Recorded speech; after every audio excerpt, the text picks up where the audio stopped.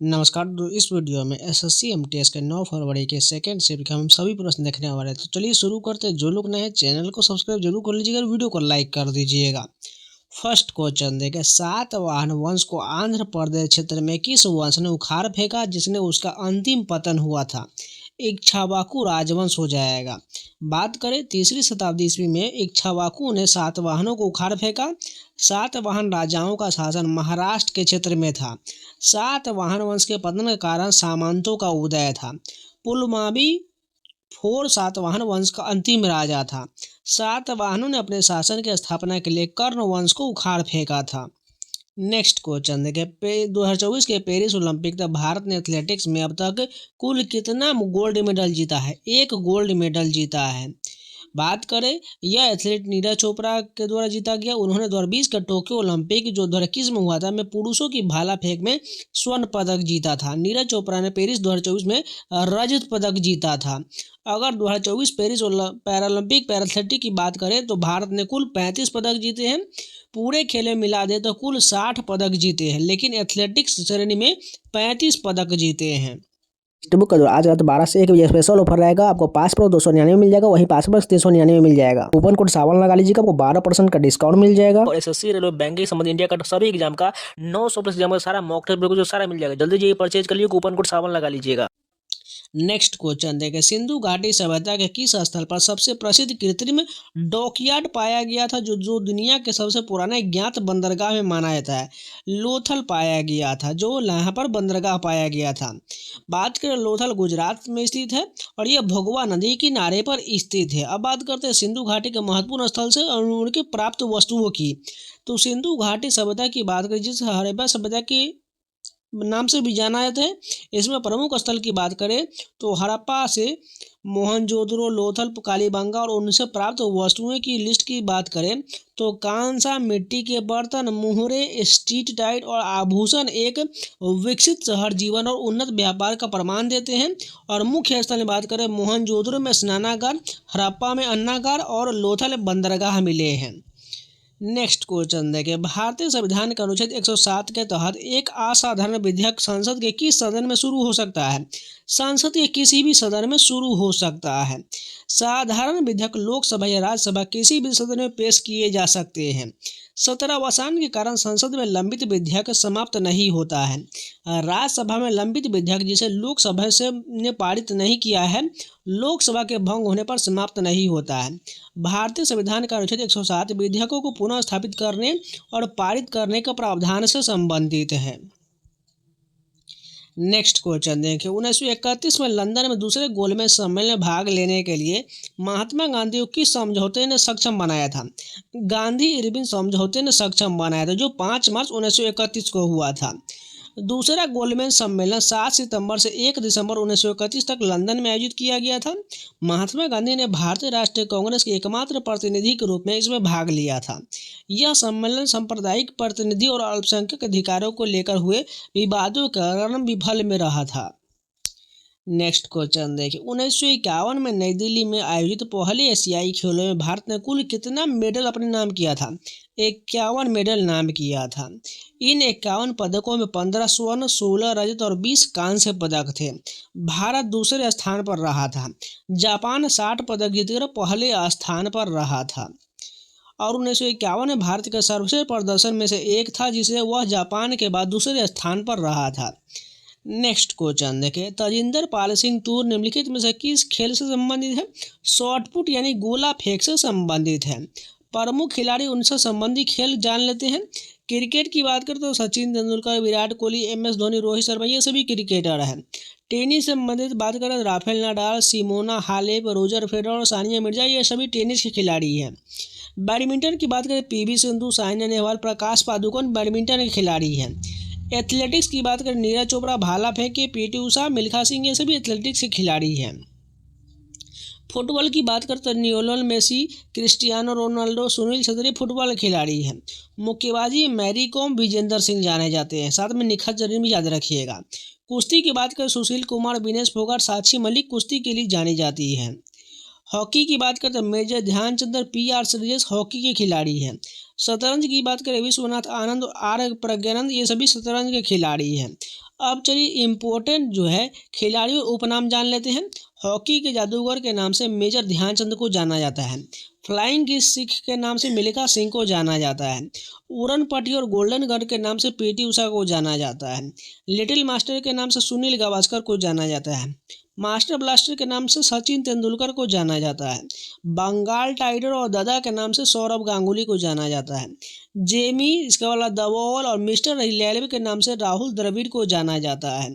Terminator के नाम से हरभजन सिंह को जाना जाता है। ढींग एक्सप्रेस के नाम से हिमा दास को जाना जाता है। नेक्स्ट क्वेश्चन देखिए, करीना कपूर खान की बॉलीवुड स्टाइल पर आधारित किताब का नाम क्या था?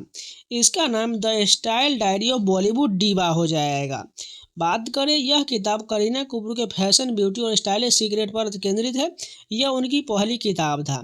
यह मूल रूप से अंग्रेजी में प्रकाशित हुआ था और इसका मराठी में अनुवाद भी किया गया, जिसका शीर्षक क्वेश्चन गाइड था। इम्पोर्टेंट बॉलीवुड अभिनेताओं के द्वारा लिखे गए पुस्तक जान लीजिए। नसरुद्दीन शाह के द्वारा एंड देन वन डे अ मुमैर लिखा गया, जो उनके शुरुआती जीवन और अभिनय यात्रा का विवरण देता है। ऋषि कपूर के द्वारा खुल्लम खुला ऋषि कपूर अनसेंसर्ड एक बेबाक आत्मकथा लिखा गया है। प्रियंका चोपड़ा के द्वारा अनफिनिश्ड अ मेमोयर लिखा गया, जो उनके वैश्विक करियर और व्यक्तिगत जीवन की कहानी है। नवाजुद्दीन सिद्दीकी के द्वारा an ordinary life a memoir, जो उनके संघर्ष और सफलता की यात्रा है। इमरान हाशमी के द्वारा द किस ऑफ लाइफ लिखा, जो उनके बेटे के कैंसर से संघर्ष और पिता के रूप में उनके अनुभव को दर्शाता है। आयुष्मान खुराना के द्वारा क्रैकिंग द कोड, मनोरंजन की दुनिया में कदम रखने वाले के लिए एक मार्गदर्शिका के रूप में कार्य किया है। सोनू सूद के द्वारा आई एम नो मसीहा पुस्तक लिखा गया, जो महामारी के द्वारा किए गए उनके सेवा कार्यों पर आधारित है। दिलीप कुमार के द्वारा the substance and the shadow लिखा गया है, जो भारतीय सिनेमा के दिग्गज आधिकारिक आत्मकथा है। नीना गुप्ता के द्वारा सच कहूँ तो लिखा गया है, जो उनके जीवन के अनछुए और साहसी पहलुओं का विवरण है। सोनाली बेंद्रे की बात करें तो द मॉडर्न गुरुकुल सोनाली बेंद्रे के द्वारा लिखा गया, जो उनके पेरेंटिंग यात्रा पर आधारित पुस्तक है। ट्विंकल खन्ना के द्वारा मिस्टर फनी बोन्स और पायजामा आर फॉरगिविंग लिखा गया है। नेक्स्ट क्वेश्चन देखिए, रविन्द्रनाथ टैगोर को 1913 में किस प्रसिद्ध पुस्तक के लिए साहित्य का नोबेल पुरस्कार मिला था? गीतांजलि के लिए मिला था। बात करें, गीतांजलि मूलतः बांग्ला में रचित गीतों का एक संग्रह है, जिसे टैगोर ने स्वयं उसके अंग्रेजी में अनुवाद किया था। बात करें, भारत के लिए अब तक फरवरी 2026 तक कुल 12 नोबेल पुरस्कार विजेता रहे, जिनमें भारतीय नागरिक और भारतीय मूल के व्यक्ति शामिल हैं। 2019 में अभिजीत बनर्जी के बाद किसी अन्य भारतीय को यह सम्मान नहीं मिला है। बात करें, रविन्द्रनाथ टैगोर को 1913 में साहित्य के क्षेत्र में गीतांजलि के लिए यह नोबेल जीतने वाले पहले भारतीय और एशियाई थे।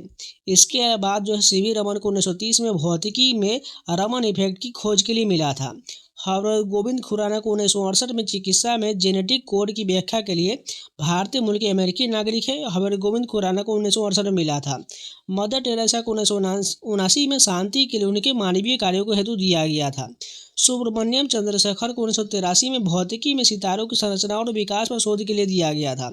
अमर्त्य सेन को 1998 में अर्थशास्त्र में कल्याणकारी अर्थशास्त्र के लिए दिया गया था।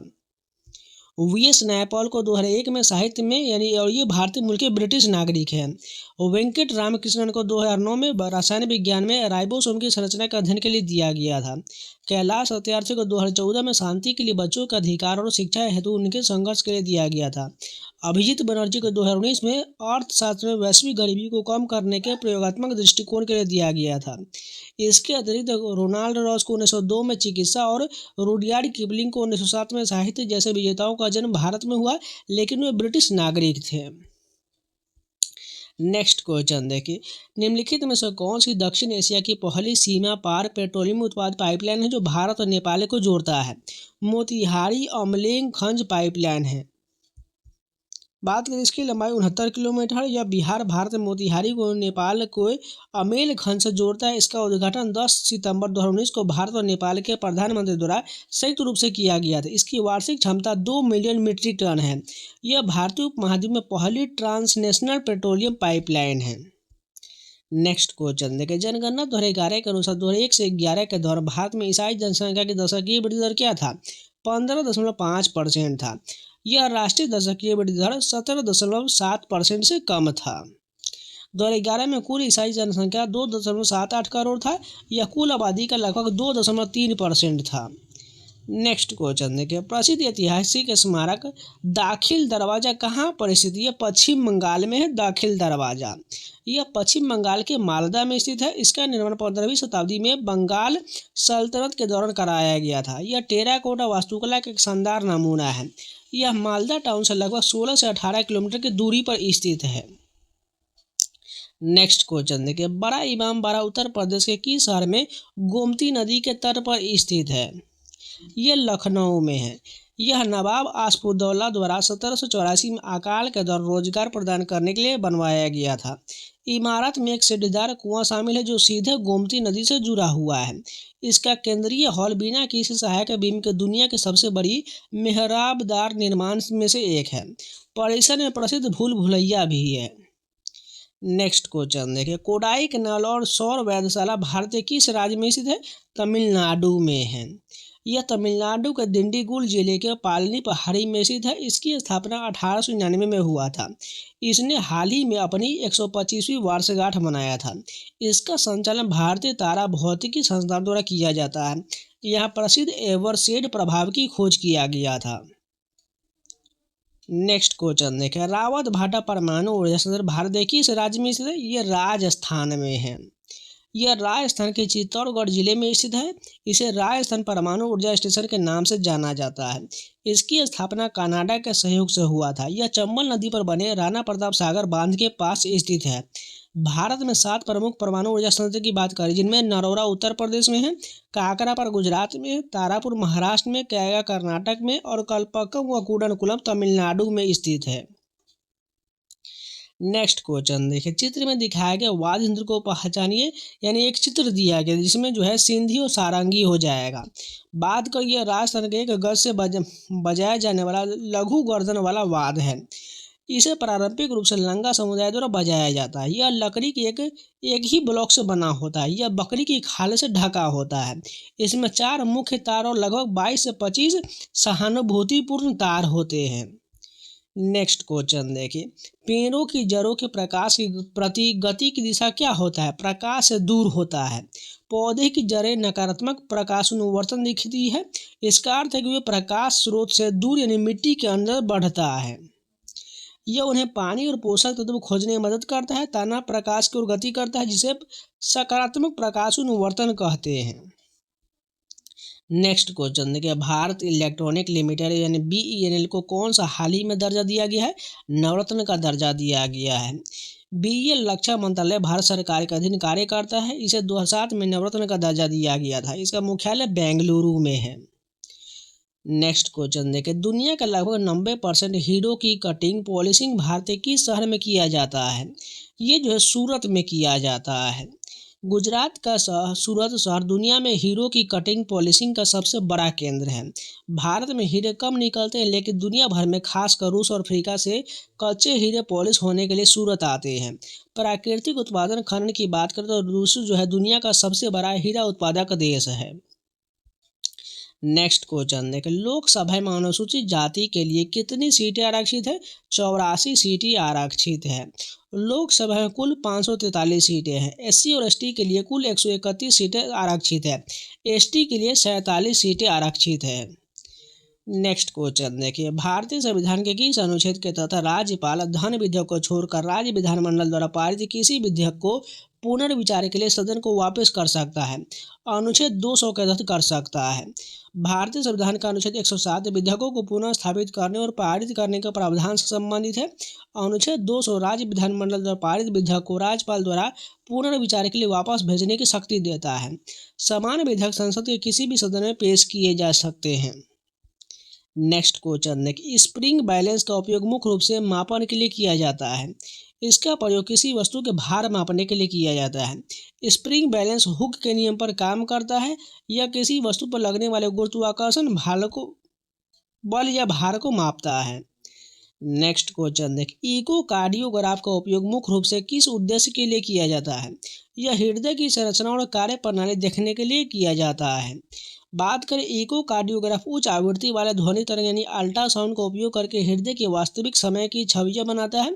इसे डॉक्टर जो हृदय के वाल्व और पंप करने की क्षमता की जांच करते हैं। तो इस शिफ्ट के ये जितने भी प्रश्न सारे कंप्लीट हो गए। उम्मीद है आप लोगों को वीडियो पसंद तो लाइक कर दीजिएगा, अगर नहीं तो चैनल को सब्सक्राइब जरूर कर लीजिएगा। बाकी जो है थर्ड शिफ्ट का आपको जल्दी तीनों शिफ्ट के कंपाइलेशन करने के साथ एक साथ आपको वीडियो मिल जाएगा। इसके अलावा टेक्स्ट बुक का दौरान आज रात 12 से 1 के बीच स्पेशल ऑफर रहेगा, जो पास करो परीक्षा के नाम से रहने वाला है, जो 10 और 11 फरवरी को भी रहेगा। लेकिन आज रात 12 से 1 बजे 1 घंटे का स्पेशल ऑफर रहेगा। कूपन कोड सावन लगा लीजिएगा, जिससे आपको 12% के एक्स्ट्रा डिस्काउंट मिल जाएगा और मात्र आपको पास प्रो 299 में, वही पास प्रो मैक्स 399 में मिल जाएगा। इसलिए जाकर परचेज कर लीजिएगा, कूपन कोड सावन लगा लीजिएगा, जिसमें आपको एसएससी, रेलवे, बैंकिंग संबंधित इंडिया के 900 प्लस एग्जाम का सभी mock test, previous question, sectional test, chapter wise test, बहुत सारे टेस्ट मिल जाएगा। आप कोई भी एग्जाम का कोई भी टेस्ट लगा सकते हैं, इसलिए जाकर परचेज कर लीजिएगा, कूपन कोड सावन लगा लीजिएगा।